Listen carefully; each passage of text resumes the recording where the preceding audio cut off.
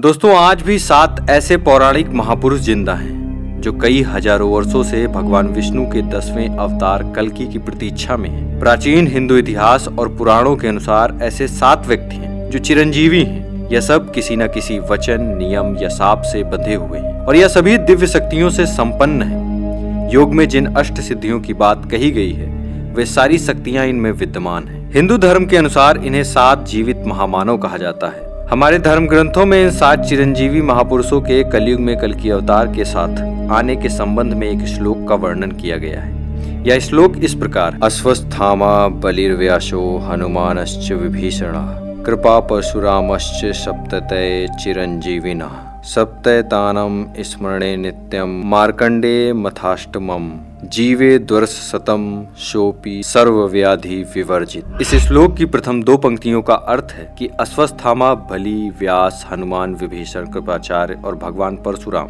ये 7 महामानव चिरंजीवी हैं। और अगली 2 पंक्तियों का अर्थ है कि यदि इन 7 महामानवों और 8वें ऋषि मार्कंडेय का नित्य स्मरण किया जाए तो शरीर के सारे रोग समाप्त हो जाते हैं और 100 वर्ष की आयु प्राप्त होती है। ये 7 महापुरुष हिंदू धर्म में वर्णित ऐसे दिव्य पुरुष हैं जिनको अमरता का वरदान प्राप्त है, अर्थात वे सतयुग, द्वापर युग से लेकर अभी के समय इस कलयुग में भी जीवित हैं और वे सभी अष्ट सिद्धियों और दिव्य शक्तियों से संपन्न हैं। लेकिन ये महान दिव्य पुरुष किसी न किसी नियम, वचन या शाप से बंधे हुए हैं और हम मनुष्यों की भांति वे भी मुक्ति या मोक्ष की प्राप्ति के लिए भगवान विष्णु के कल्कि अवतार की प्रतीक्षा में आज भी इस कलयुग में जी रहे हैं। आइए जानते हैं 7 महामानवों के बारे में, जिनके बारे में माना जाता है कि यह 7 चिरंजीवी महापुरुष कलयुग में कल्कि अवतार के साथ होंगे। चलिए वीडियो को शुरू करते हैं।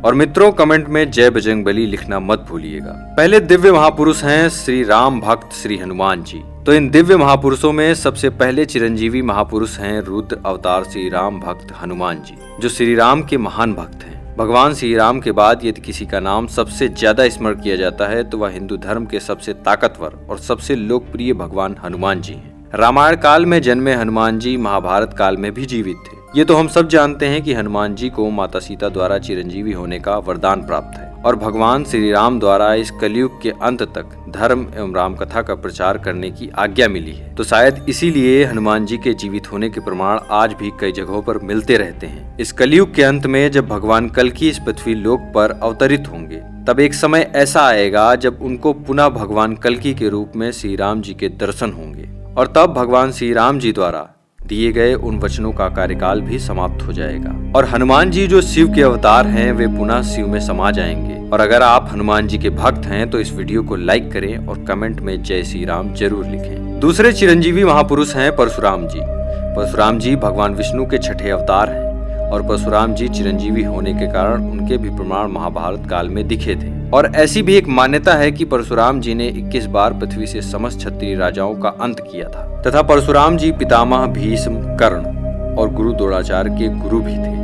और पौराणिक कथाओं के अनुसार भगवान कल्कि के गुरु भी परशुराम जी बनेंगे, जो कि इस समय महेंद्रगिरी पर तपस्या में लीन होकर कल्कि अवतार की प्रतीक्षा में हैं। तीसरे चिरंजीवी महापुरुष हैं अश्वस्थामा। अश्वस्थामा गुरु द्रोणाचार्य के पुत्र थे, जो आज भी इस पृथ्वी लोक पर मुक्ति के लिए भटक रहे। जब महाभारत का युद्ध हुआ था तब अश्वस्थामा ने कौरवों का साथ दिया था। धर्म ग्रंथों के अनुसार भगवान श्री कृष्ण ने ब्रह्मास्त्र चलाने के कारण अश्वस्थामा को कलयुग के अंत तक भटकने का श्राप दिया था। अश्वस्थामा के संबंध में प्रचलित मान्यता है कि मध्य प्रदेश के अरीसगढ़ किले में मौजूद प्राचीन शिव मंदिर में अश्वस्थामा हर दिन भगवान शिव की पूजा करने आते हैं। अश्वस्थामा जैसे महान पुरुष भी कल्कि अवतार की प्रतीक्षा में हैं। कहा जाता है अश्वस्थामा भगवान शिव के इकलौते ऐसे अवतार हैं जिनकी पूजा नहीं की जाती, परंतु कल्कि अवतार में अश्वस्थामा का अहम रोल होगा, जो आने वाली पीढ़ियों तक उनका गुणगान करेगा। चौथे महापुरुष हैं महर्षि व्यास। महर्षि व्यास को वेद व्यास के नाम से भी जाना जाता है क्योंकि उन्होंने ही 4 वेद, 18 पुराण समेत महाभारत और श्रीमद् भगवद गीता की रचना की थी। उन्होंने कल्कि अवतार का वर्णन पहले ही कर दिया था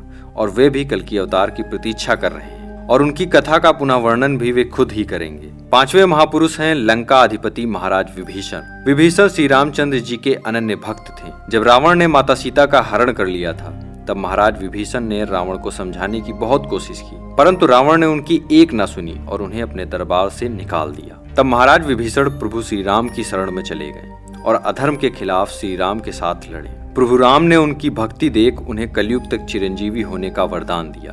वे भी कल्कि अवतार की प्रतीक्षा कर रहे हैं। छठे महापुरुष हैं राजा बलि, जो कि भक्त प्रहलाद के वंशज थे। उन्होंने अपनी ताकत से तीनों लोकों को जीत लिया था। वे बहुत बड़े दानवीर भी माने जाते थे। तब भगवान विष्णु ने उनके घमंड को तोड़ने के लिए वामन अवतार लिया और राजा बलि के यज्ञ में शामिल हुए। यज्ञ के उपरांत सभी ब्राह्मणों ने अपने लिए राजा बलि से कुछ न कुछ दान मांगा, जिसे राजा बलि ने सहस्वा स्वीकार कर लिया। जब वामन देवता की बारी आई तो उन्होंने सिर्फ 3 पग भूमि मांगी। तब राजा बलि और उपस्थित सभी ब्राह्मण हंस पड़े। तब राजा बलि बोले, आप अपने छोटे छोटे पैरों से कितनी जमीन नाप पाएंगे? आप कुछ और मांग लो।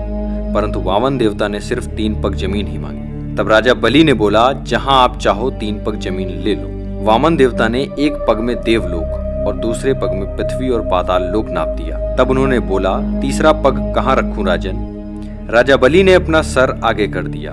तब वामन देवता ने राजा बलि के सर पर पैर रखकर उन्हें पाताल लोक भेज दिया, जहां वो आज भी अपनी मुक्ति के लिए कल्कि अवतार की प्रतीक्षा कर रहे हैं। दोस्तों, 7वें महापुरुष हैं कृपाचार्य, जो कि अश्वत्थामा के मामा तथा पांडवों और कौरवों के युवा स्थिति के आचार्य थे। कृपाचार्य की गणना सप्तऋषियों में भी की जाती रही है। कृपाचार्य उन 18 लोगों में से थे जो महाभारत युद्ध के उपरांत भी जीवित थे, जो कि अपनी मुक्ति के लिए कल्कि अवतार की प्रतीक्षा में हैं। तो दोस्तों, ये थे वो 7 महापुरुष जो भगवान विष्णु के 10वें अवतार कल्कि की प्रतीक्षा हजारों वर्षों से करते आ रहे हैं। इस वीडियो के बारे में आपकी क्या राय है, हमें कमेंट बॉक्स में लिखकर जरूर बताएं।